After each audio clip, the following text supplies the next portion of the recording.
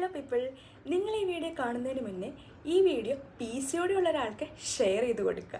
എൻ്റെ അടുത്ത് വരുന്ന കൂടുതലും PCOD ക്ലയൻറ്റ്സ് പറയുന്ന ഒരു കാര്യമാണ് അവരുടെ ഡോക്ടർ മിൽക്ക് അവോയ്ഡ് ചെയ്യാൻ പറഞ്ഞു എന്ന്. സോ മിൽക്ക് അവോയ്ഡ് ചെയ്യാൻ പറയുന്നതിൻ്റെ റീസൺസ് എന്തൊക്കെയാണ്? ഫസ്റ്റ് റീസൺ എന്ന് പറയുന്നത് ഇൻസുലിൻ റെസിസ്റ്റൻസ് ആണ്. PCOD ഒരാൾക്ക് ഇൻസുലിൻ റെസിസ്റ്റൻസ് എന്തായാലും ഉണ്ടാവും. മിൽക്ക് പോലുള്ള നാച്ചുറൽ ഡയറി പ്രൊഡക്ട്സ് കഴിക്കുമ്പം ഈ ഇൻസുലിൻ റെസിസ്റ്റൻസ് ട്രിഗർ ചെയ്യുകയും ആക്നെ, വെയിറ്റ് ഗെയിൻ പോലുള്ള ഇഷ്യൂസ് ഉണ്ടാവുകയും ചെയ്യും. ഇത് എല്ലാവർക്കുമില്ല, പക്ഷെ ചില ആൾക്കാർ ഇതിൽ സെൻസിറ്റീവാണ്. സെക്കൻഡ് ഫാക്ടർ എന്ന് പറയുന്നത് ഹോർമോണൽ ലോഡാണ്.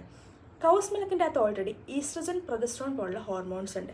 PCOD ഉള്ള ആൾക്ക് ഇംബാലൻസ് ആയിട്ടുള്ള ഹോർമോൺസ് ഉള്ളപ്പോൾ വീണ്ടും നമ്മൾ ഹോർമോൺസ് ഓവർലോഡ് ചെയ്യുമ്പോൾ അത് pre menstrual symptoms, weight gain, acne പോലുള്ള ഇഷ്യൂസിലോട്ട് ലീഡ് ചെയ്യുന്നു. തേർഡ് ഫാക്ടർ എന്ന് പറയുന്നത് ഈ ലോ ഫാറ്റ് അല്ലെങ്കിൽ സ്കിം മിൽക്കിൻ്റെ അകത്തൊക്കെ IGF-1 എന്ന് പറയുന്നൊരു ഹോർമോൺ ഉണ്ട്. ഇത് നമ്മുടെ ആക്നെ വേഴ്സൺ ചെയ്യാനും ഓയിലി സ്കിന്നെ വേഴ്സൺ ചെയ്യാനും ഒക്കെ ഹെൽപ്പ് ചെയ്യുന്നൊരു ഹോർമോണാണ്. ഇതുകൊണ്ടൊക്കെയാണ് നമ്മുടെ PCOD ഉള്ള ഒരാളുടെ മിൽക്ക് അവോയ്ഡ് ചെയ്യാനായിട്ട് പറയുന്നത്. പക്ഷേ ഇത് എല്ലാവർക്കും ഇല്ല, ചില ആൾക്കാർ മാത്രമാണ് ഇതിന് സെൻസിറ്റീവായിട്ടുള്ളത്. സോ ഈ ഇൻഫർമേഷൻ നിങ്ങളുടെ PCOD ഉള്ള ഫ്രണ്ടിന് ഷെയർ ചെയ്ത് കൊടുക്കുക.